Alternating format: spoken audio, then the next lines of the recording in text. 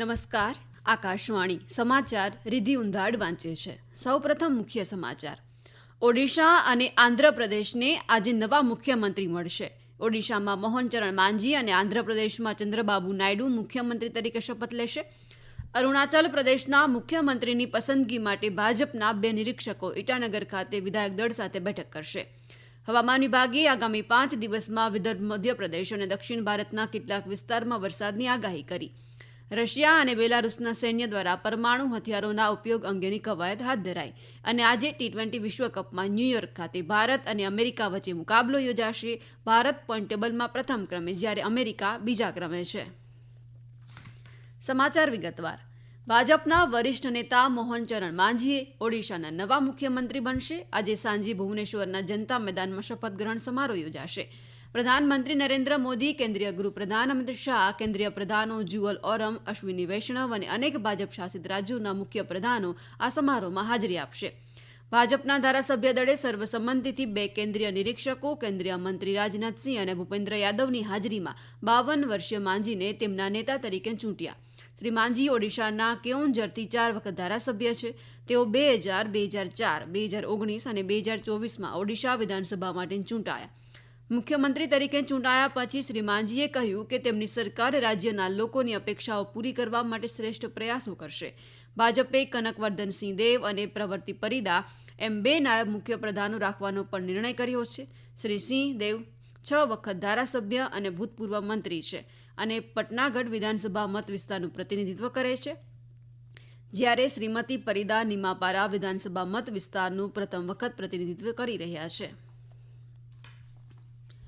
આંધ્રપ્રદેશના ચૂંટાયેલા મુખ્યમંત્રી નારા ચંદ્રબાબુ નાયડુ આજે શપથ લેશે. આજે સવારે 11:27 કલાકે વિજયવાડા ઇન્ટરનેશનલ એરપોર્ટ નજીક કેસરાપલ્લી આઈટી પાર્ક ખાતે શપથ ગ્રહણ કરશે.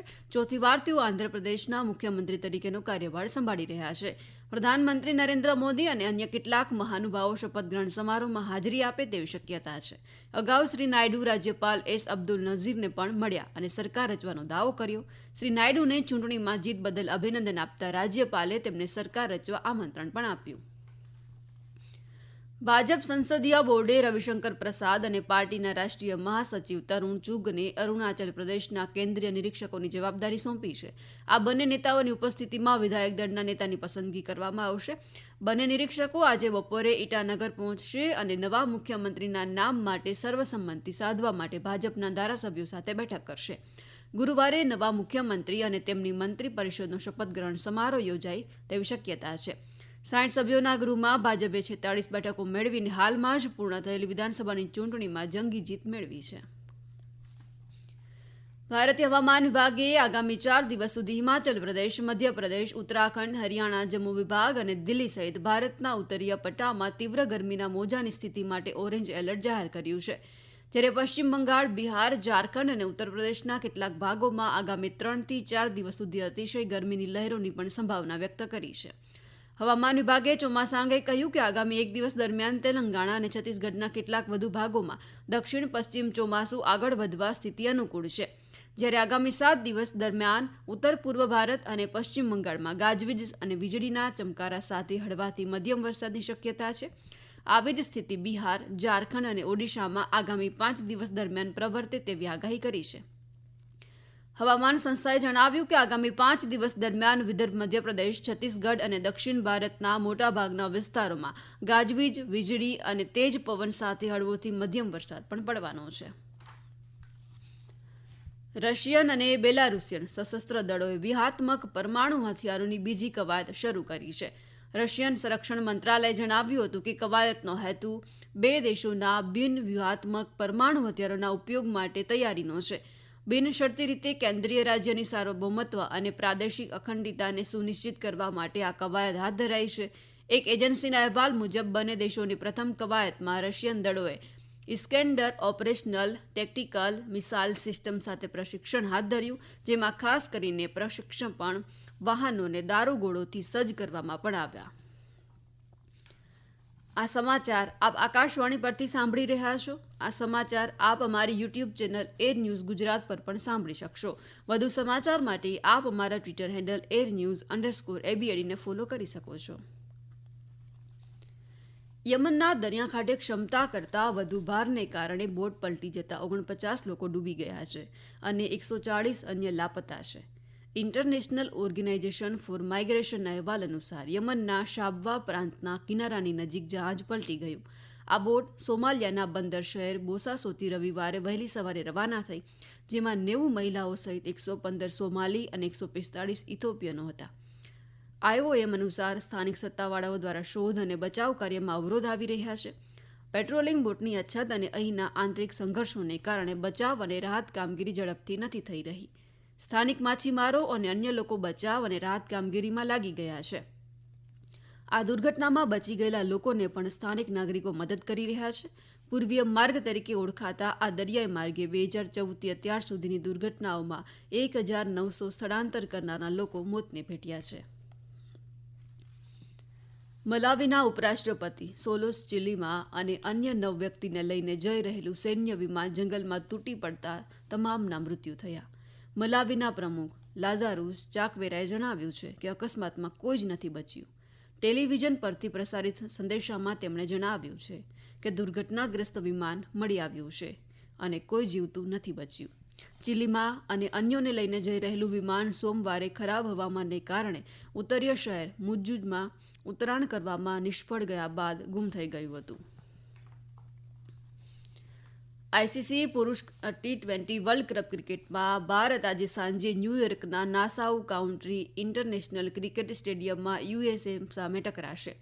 બંને ટીમોએ તેમની 2 મેચ જીતી લીધી છે, જેને કારણે આજનો મુકાબલો રોમાંચક રહે તેવી શક્યતા છે. બંને ટીમે એટલે કે પહેલા ઇન્ડિયાની વાત કરીએ તો ટીમ ઇન્ડિયાએ પાકિસ્તાન અને આયર્લેન્ડ સામે જીત મેળવી, જ્યારે USA તેમના અગાઉના મુકાબલામાં કેનેડા અને પાકિસ્તાન પર વિજય મેળવ્યો. શ્રેષ્ઠ નેટ રન રેટ સાથે ભારત પોઈન્ટ ટેબલમાં પ્રથમ છે, જ્યારે USA બીજા ક્રમે છે. આજે વધુ અન્ય 2 મેચ રમાનાર છે.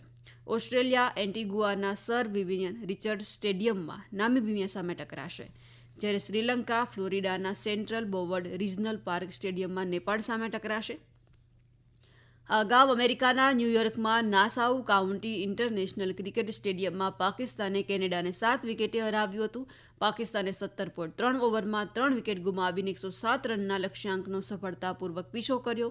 મોહમ્મદ રિઝવાન અણનમ રમ્યો. તેણે 53 બોલમાં 53 રન બનાવ્યા, જ્યારે બાબર આઝમે 33 બોલમાં 33 રન બનાવ્યા. Australian open badminton BWF super 500 ઇવેન્ટમાં ભારતીય અનુપમા ઉપાધ્યાયે મહિલા સિંગલ્સ કેટેગરીના પ્રારંભિક રાઉન્ડમાં મલેશિયાની વોંગ લિંગચિંગને હરાવી તેણે સીધા સેટમાં 21-14, 23-21થી મેચ જીતી લીધી. અન્ય સિંગલ્સની મેચોમાં આકર્ષી કશ્યપ યુક્રેનની પોલિના બુહરોવા સામે રમશે.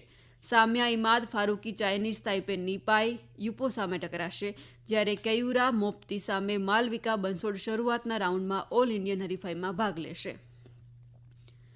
જમ્મુ અને કાશ્મીરમાં સેનાએ એક આતંકવાદીને ઠાર કર્યો. કઠુઆના હીરાનગર સેક્ટરના સૈદા સોહલ વિસ્તારમાં આતંકવાદીઓ સાથે થયેલા સામસામા ગોળીબારમાં આતંકવાદી માર્યો ગયો.